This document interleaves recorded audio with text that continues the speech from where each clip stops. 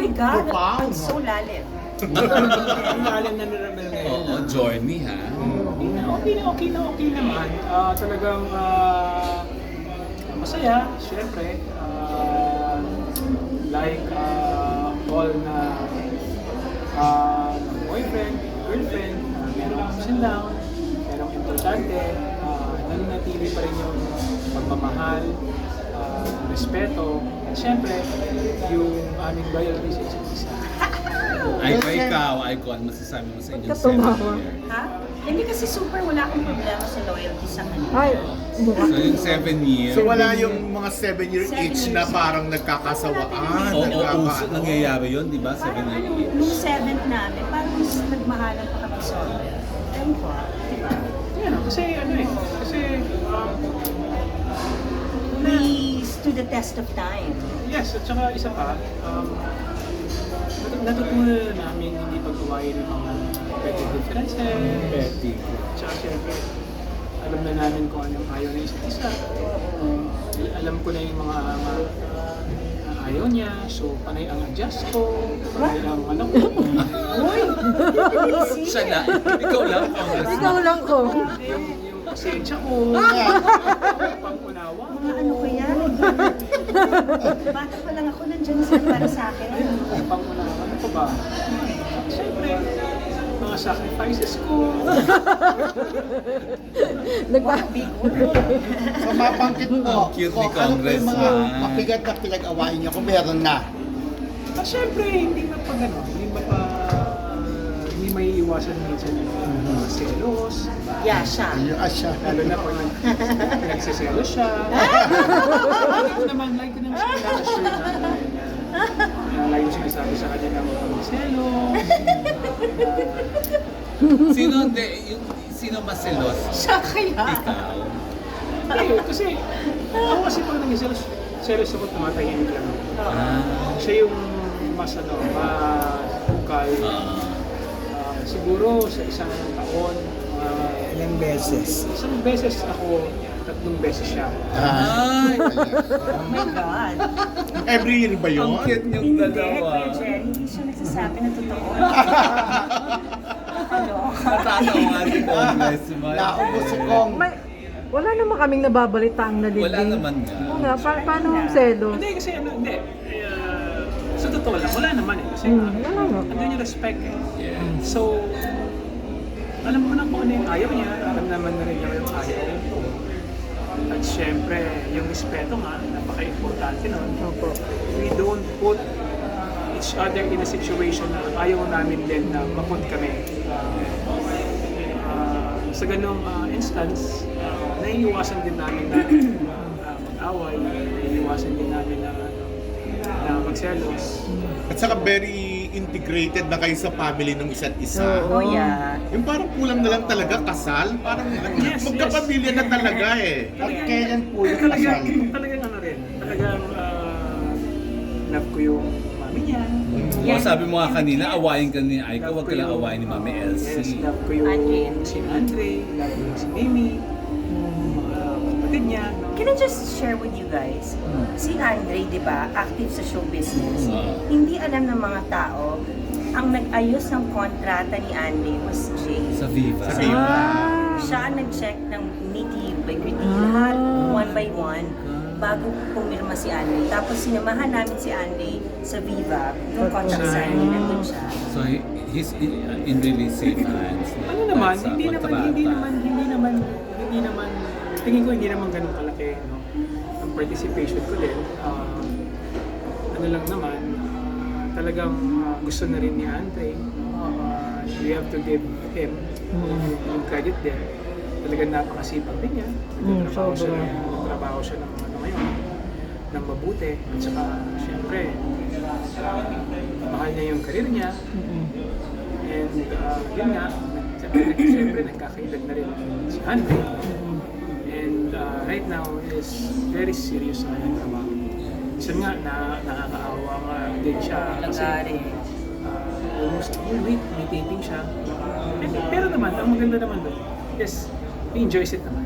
So, He doesn't complain. sabi nga ni Aiko, it comes to the territory. It comes to the territory talaga. Yeah. pagdadaanan mo yung mga hardships din, lalo na sa karir. Ganyan talaga nagsisimula. Ikaw yun nga, natanong ni Romel kanina, 7 years na. Any plans? Any wedding bells? Siyempre ano yun, no? It's always in a plan. It's always there. So, abangan lang natin. Yes. Abangan lang natin. Manggugulat ka ba? Gawin tipong manggugulat ng proposal? Actually, siya yung manggugulat sa akin. Nakakatawa. Tapos nabanggit kanina, unopposed ka pala sa election. Yes. So congratulations, ngayon pa lang. Nagpapasalamat naman ako. No? Oo. Siyempre, unang-una sa mga ka-district ko, sa mga kababayan ko sa First District ng Zambales, dahil nakita naman nila yung trabaho namin, trabaho ko. No? And Olongapo. And sa Olongapo City, no? First District ng Zambales kasama yung Olongapo City Yeah. dyan. Okay sa'yo yun, na walang lumaban sa'yo? Parang walang challenge? Siguro ano rin, no? It is a sign din naman na na-acknowledge din ng mga kababayan natin Yung mga nagmamahal. paghihirap na at saka servisyo ibinigay natin. At the same time, napasalamat din ako siyempre sa leadership ng House, no? Sa pamumuno ni Speaker Martin Romualdez dahil pinagkatiwalaan din naman tayo na isa sa mga leader ng House. Siguro dahil doon, mas marami tayo natulungan sa distrito natin. So paano set up niyo sa kampanya? Tulungan ba kayo o kanya-kanya? Right now kasi I am more concentrated sa kampanya niya. Oo, kasi wala ka No, naman kasi kalaban. ano na eh. Talagang It's my time to shine. tinutulungan niya. Nasa ano naman ako, nasa background niya. At kinakamusta ko lagi yung kampanya niya. Lagi namin pinag-uusapan. Siyempre gusto rin nating makita na talagang, kasi she likes, no? Yes, sir. Napakamahal niya yung District 5. Sobra. Actually yung mga mamamayan in general, no? Oras-oras may post. Whether it's from District 5 o any other lugar, makikita mo yung concern niya, yung totoong concern niya sa mga tao. So, nakikita ko yon. So, syempre, what more pa, no? Sa sarili niyang distrito. Ipapakita niya kung gaano siya nakamahal yun, kung gaano niya concern doon. At talagang makikita mo yung totoong pagtulong sa tao. Hindi yung naandyan lang dahil tumatakbo o naandyan lang dahil may posisyon. Dahil talagang gusto siyang tumulong. Makikita mo sa kanya. Urig siya sa mga kung ano nangyayari. At yun nga, ituloy-tuloy lang niya.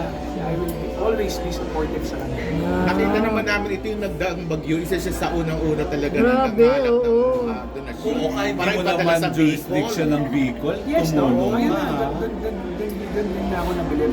Kasi syempre, doon natin makikita yung heart of gold. Yes. Na meron siyang puso para sa mga tao. Hindi naman taga District 5 yung nabaha. Yun nga yung sinasabi ko kanina. Kahit na hindi niya distrito, talagang ipinapakita niya yung pagmamahal niya at concern niya sa mga tao na kailangan. Yes. Kahit na minsan, pag humihinto kami sa kalsada, no? Nasa Makati kami, nasa Taguig kami, pag humihinto yan, nakikita mo na lang, biglang may aabutan ng tulong. Taga Makati. Diba? So, doon mo makikita na talagang totoo yung ano niya, yung concern niya lalo sa mga tao. Bakit ay Pero- na kahit di mo constituents tinutulungan mo like Bicol, ayun nga, Makati, bakit? Kasi mother, siguro nakikita ko yung sarili ko dati. Yung walang-wala ako and then yung nagsumikap ako na kung maambot kung ano at nasan ako ngayon. So parang pag nakikita ko yung mga nakakaawang tao, who am I not to help them, di ba? Kasi I don't want to be in their shoes, di ba? And so are they. They don't want to be in their shoes now. If only they had a choice, di ba? Ayaw naman nila. So, kung walang tutulong sa kanila, bakit hindi tayong tumulong sa kanila? May plano tayo po tumakbo sa position ba ng araw? Siyempre, ako na tuloy. Asa? Secret. Right now, kasi Concentrate. ako yung kanyang campaign manager, kaya ako yung sumasagot at saka ako yung kanyang spokesperson. Right now, I was concentrated sa kanyang constituency sa District 5. We don't want to jump the gun, kama, no? Right now, right now ang kanyang concentration is sa pagsisilbi sa Disney. Hindi nawala yung friendship niyo, no? Oo, hindi. Kaibigan ko talaga yan. If ever mag-propose, andyan si Kumarin, mag-propose siya, ready ka na bang magpakasal? Ako yung spokesperson. She will always, Beware. she's always ready. Wow! Do you agree, Ike? Oo naman. Kasi we wouldn't last this long naman kung hindi, di ba? Oo. And I don't see anyone naman to spend the rest of my life with but TJ. Basta ganyan siya, yung hindi ako binibigyan ng sakit ng ulo. Siya pa rin ang pipiliin kong makasama. Kung sakali sa anong klaseng kasal, beach, simbahan, sa bundok. Basta sa detalye. Basta hindi namin hindi kami magdadamot.